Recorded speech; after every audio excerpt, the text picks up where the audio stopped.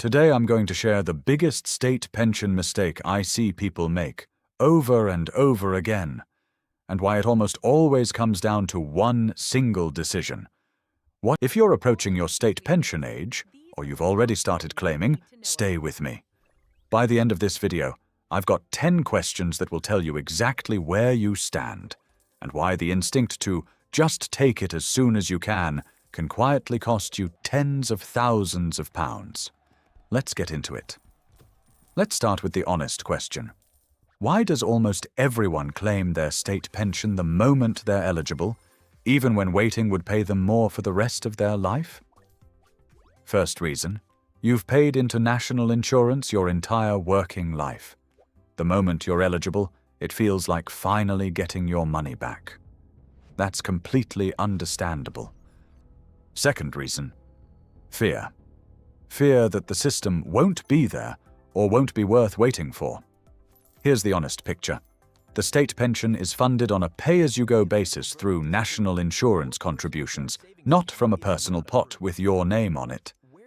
The real debate in the UK isn't, will it run out? It's whether the triple lock, the guarantee that increases your pension every year by whichever is highest out of inflation, average earnings, or 2.5%, stays affordable long-term as the population ages. That's a genuine policy question, but it's a very different one from, will I get nothing? Third reason, people worry they won't live long enough to make waiting worth it. And that's a fair worry. None of us know how long we've got. The point stands either way. There are no guarantees, and if you're in poor health or you need the income now to cover essentials, claiming straight away can absolutely be the right call for you. But if none of those apply to you, here's what staying with your first instinct actually costs. Here's what most people don't realize. You can't actually claim your state pension early in the UK. There's no version of claiming at 62 like in the US. The only decision you're making is whether to start it the day you become eligible or defer it. And deferring is worth more than most people think.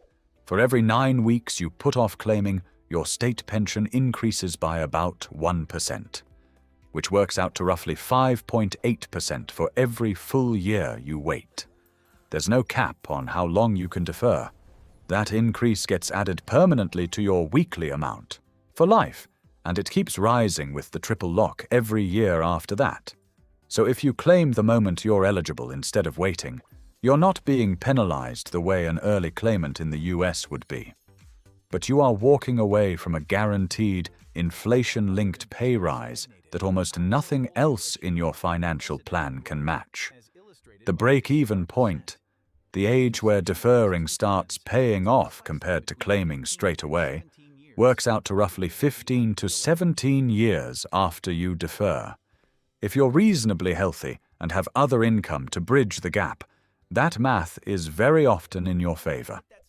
Now, before we go further, if this is already changing how you're thinking about your own timeline, hit subscribe. This channel is built entirely around moments like this one, where a decision that feels automatic turns out to be the one worth slowing down on. Here's something I want to be completely straight with you about, because it surprises a lot of people. If you're on the new state pension, meaning you reach state pension age after 6th April 2016, which is true for almost everyone watching this, you cannot pass on the extra amount from deferring to your spouse or civil partner when you die. That inheritance rule only applies to people on the old pre-2016 system. So deferring isn't a leave more behind for my partner strategy here, the way it is in some other countries' systems. What it does mean is this. Waiting is purely a bet on your own longevity and your own income needs, not a legacy decision. If leaving money behind for a partner matters to you, that's a private pension and estate planning conversation, a separate one from this decision. Here's what a lot of people miss entirely. Your state pension is taxable income, just like any other income. It's paid to you gross, with nothing taken off at source, but it counts fully towards your personal allowance and whatever tax band you land in. So if you claim your state pension the moment you're eligible, while you're still drawing from a workplace pension or still working part-time, you can stack that income and end up paying more tax than you need to. Waiting, on the other hand, lets you use up your tax-free allowance and lower tax bands with other income first, private pension drawdown, savings, part-time work, and only start the state pension once your other income has dropped. More of it ends up in your hands instead of the taxman's. There's a real pattern worth knowing here. Someone who keeps working past state pension age and defers until they actually stop working can end up thousands of pounds better off purely from tax, on top of the higher weekly amount from waiting itself. Here's one most people genuinely don't know. If you start claiming your state pension and then change your mind, you can switch back to deferring it. But this can only be done once. There's no repayment process to worry about. You simply stop drawing it, and from that point, it starts building the deferral increase again. This matters if you claimed straight away, went back to work, or your income needs have changed since. It's not unlimited. You only get one reset, so it's worth getting the decision right the first time if you can. But it's not the trap most people assume it is. If you claim your state pension the moment you're eligible, you're betting that you'd rather have guaranteed money sooner, or that you need it to live on, or that you'd rather not wait to find out whether you'll live long enough for deferring to pay off. If you defer, you're betting on your own longevity and on being able to cover your income needs from other sources in the meantime. Neither bet is wrong, but it should be a decision you make on purpose, not a default you fall into because nobody laid out the trade-off. Nobody can give you a blanket answer here, including this video, without knowing your full picture. So before you decide, ask yourself, do I need this income now, or am I claiming out of habit or fear? How long do I realistically expect to live, and what happens to my plan if I'm wrong in either direction? Am I on the new state pension, post-April 2016, or the old system, and do I actually know which? What other income or savings do I have to bridge the gap if I defer?